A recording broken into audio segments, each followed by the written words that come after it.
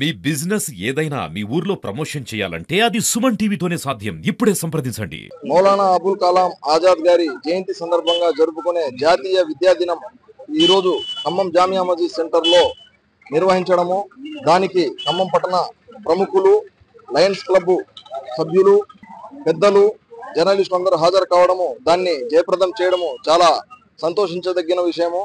ముఖ్యంగా మౌలానా అబుల్ కలాం ఆజాద్ గారు తన యొక్క సర్వశక్తులు, తన కోట్లాది రూపాయల ఆస్తులను భారతదేశ స్వాతంత్ర పోరాటంలో త్యజించిన గొప్ప త్యాగజీవి.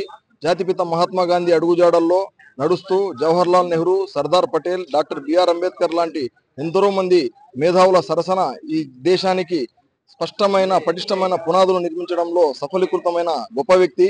ఆయన సేవలను గుర్తుగా భారతదేశ ప్రభుత్వము ఆయనకు భారత రత్న బిరుదును కూడా అందించినది.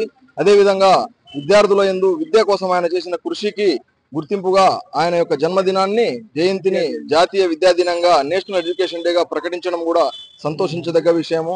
ఆయన యొక్క జీవిత చరిత్రను, ఆయన ఈ దేశానికి చేసిన సేవలను పాఠ్యాంశాల్లో పొందుపరిచి విద్యార్థులు స్ఫూర్తి పొందే విధంగా చేయాలని ప్రభుత్వాలని కోరుకుంటూ, అదేవిధంగా నిన్న ఢిల్లీలో ఎర్రకోట వద్ద జరిగిన ఉగ్రదాడిని తీవ్రంగా ఖండిస్తూ లయన్స్ క్లబ్ ఆఫ్ ఖమ్మం తరఫున, మైనారిటీ సోదరుల తరఫున ఈ కార్యక్రమాన్ని ఇక్కడ దిగ్విజయం చేసినందుకు సంతోషం వ్యక్తం చేస్తూ కృతజ్ఞతలు తెలియజేసుకుంటున్నాను. జై హింద్. నమస్కారం. ఈరోజు మౌలానా అబ్దుల్ కలాం గారి జయంతి సందర్భంగా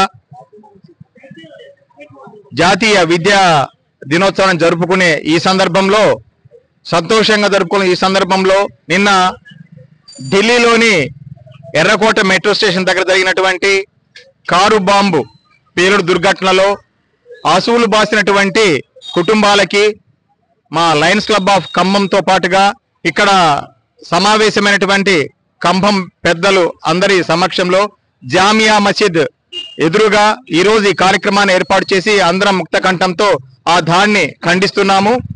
మరి ఈ దాడి వెనుక ఉన్నటువంటి ముష్కరులను ప్రభుత్వం వెంటనే వారిని అరెస్ట్ చేసి దీని మూలాలు ఎవరైతే ఉన్నారో వారందరినీ వెలికి తీసి కఠిన శిక్ష విధించి మున్ముందు ఇలాంటి సంఘటనలు పునరావృతం కాకుండా కఠిన చర్యలు తీసుకుంటారని చెప్పేసి ఆశిస్తున్నాం. Thank you very much.